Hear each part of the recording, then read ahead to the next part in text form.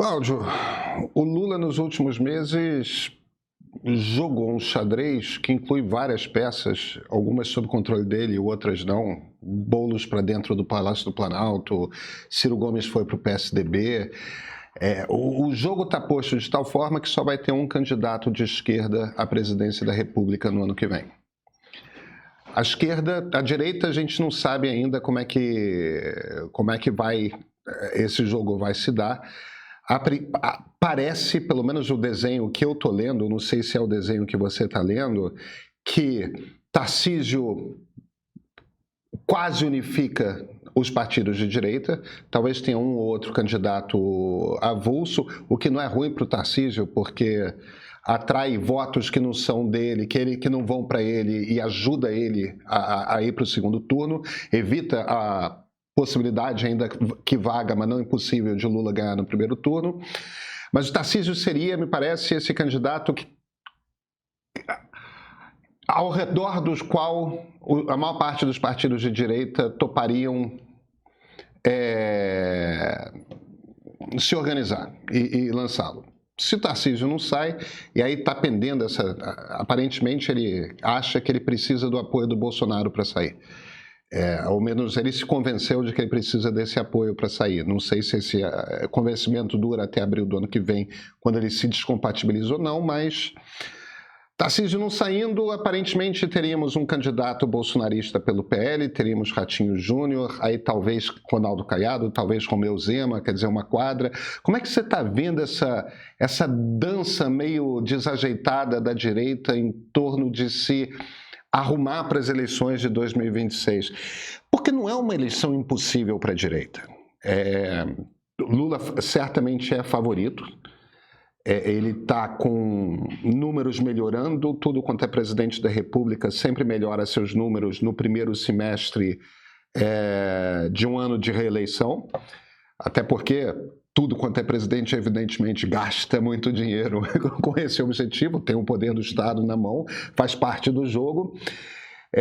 Ainda assim, os números do Lula só não são piores do que os números do Bolsonaro um ano da eleição.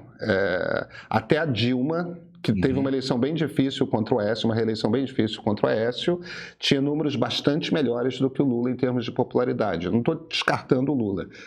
Ele é favorito, mas não é uma eleição impossível para a direita. E, no entanto, que bagunça, né? Eles estão com uma dificuldade de arrumar o seu campo imensa.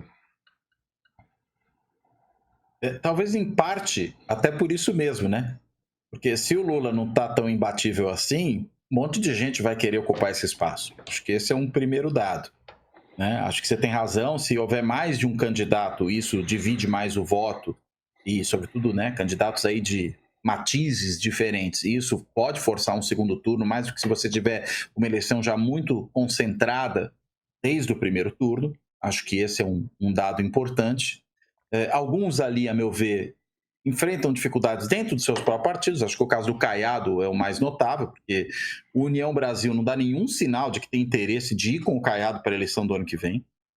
Então ele, embora insista no seu nome, talvez não consiga no seu partido, eventualmente pode ter que ir para outra agremiação. Eu não descarto essa possibilidade, porque o Caiado tem dado mostras seguidas de que, no seu entendimento, ele chegou ao limite do que poderia chegar nos outros cargos que ocupou, já foi deputado, senador, governador do seu estado, enfim. O que lhe sobra agora é tentar um voo mais alto.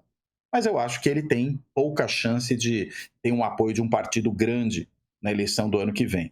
O PSD do Kassab, ora sinaliza que pode ter interesse no Ratinho, ora sinaliza que pode ter interesse no Tarcísio. Né? O próprio Kassab deixa mais claro que o Tarcísio é a opção preferencial dele, embora não descarte, claro, alguém do seu próprio partido, que é o caso do Ratinho, mas ele está dentro do governo Tarcísio, é um secretário do Tarcísio, então acho que tem motivos também para prestar essa lealdade. Isso, entendo eu, tem a ver com o que você falou, que o Tarcísio unifica mais. E acho que aí tem uma das dificuldades, né? Você mencionou o fato de que o Tarcísio, enfim, o quanto ele depende efetivamente do Bolsonaro. Acho que, antes de mais nada, ele não quer ficar com a pecha de traidor, né? Não pode ser uma espécie de João Dória, que foi ali criado e concebido pelo Alckmin na eleição de prefeito de São Paulo, e de repente deu uma facada nas costas do seu mentor. E isso, enfim, sempre pega muito mal, né? Ter pecha de traidor, ainda mais num grupo tão ideologicamente radicalizado, né, mesmo que seja aquele núcleo menor do qual a gente já falou, ele tem uma certa capacidade de contágio com respeito a outros grupos. E acho que o Tarcísio quer evitar isso a todo custo. O problema é que isso não é uma decisão que vem sem ônus, né? Ao mesmo tempo que ele evita a pecha de traidor, ele aumenta o seu desgaste por conta da rejeição do bolsonarismo e fica aí procrastinando uma posição, uma decisão que pode comprometer as articulações. Embora a gente sabe também que tem um outro detalhe, né? Quem sai muito cedo, tirando o presidente estar no cargo, porque aí é meio inevitável, quem sai muito cedo para a disputa fica mais exposto a ataques, fica mais exposto, sobretudo se é visto como competitivo, né? A um certo desgaste. O problema do Tarcísio é que, a despeito disso tudo, ele vem sofrendo desgastes, né?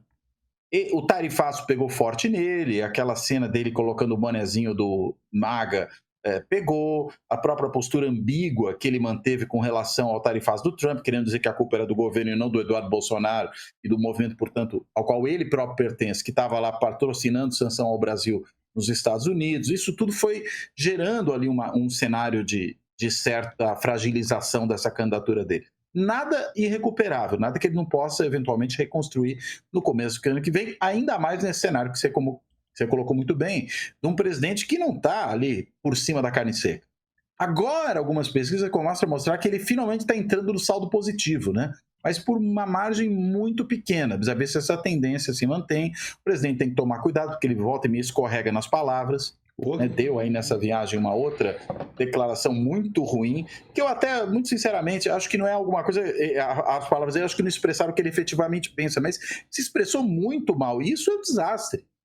Isso é um desastre. Né? Isso, logo agora que ele começou a ter uma estratégia de comunicação que dá mais certo, de repente o presidente vai lá e fala uma bobagem, e isso evidentemente é explorado, é repercutido e tudo mais. Então ele está ainda numa situação que, claro, ascendente, mas não pode dar bobeira. Então, há muito espaço. Agora, eu acredito que é pouco provável que a gente tenha mais do que 2 candidaturas dessa direita. Né? Uma que, digamos, será aquela ungida pelo bolsonarismo e uma segunda que pode tentar um pouco correr por fora. Eu acho que essa é a possibilidade. Se o Tarcísio não sair, o Ratinho, pelo jeito, é a preferência do Kassab. Pode sair. Mas será que não vai aparecer um nome da família Bolsonaro na cédula? Isso é uma outra coisa que vem sendo apresentada como possível. E acho que há uma razão para isso. Porque o bolsonarismo, insisto, é um empreendimento político familiar. E eles vão, de todo jeito, querer preservar o nome da família como algo que capitaliza esses votos da direita. Só que, enfim, ninguém tem a mesma força que o próprio Jair Bolsonaro tem na urna. Num certo sentido, né, e claro que a gente está falando de figuras muito diferentes politicamente, é um pouco como o Lula para a esquerda. Pode ter um monte de outros nomes da esquerda, mas nenhum tem o voto que o Lula tem. E a mesma coisa, me parece, o Bolsonaro na direita como um todo, mesmo sendo ele um extremista de direita.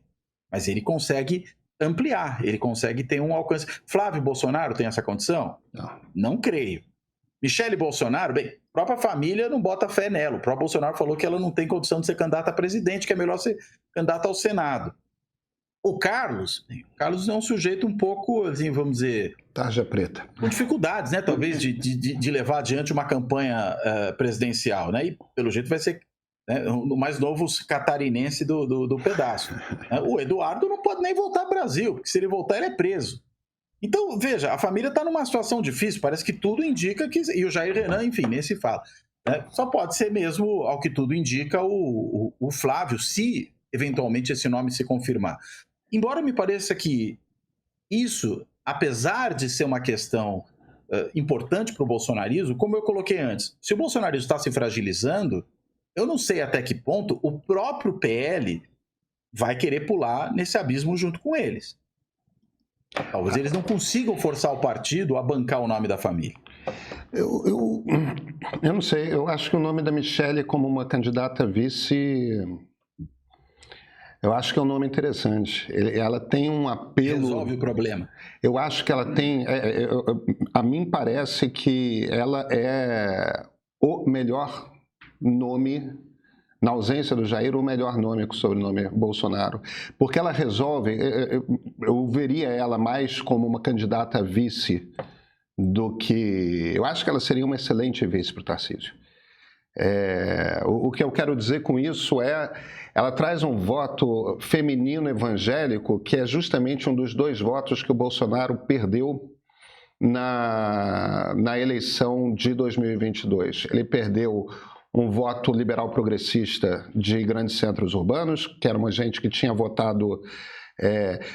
Veja, eu sou um liberal progressista, você é um liberal progressista, eu evidentemente não estou falando de perfil como nós, mas num sentido mais amplo.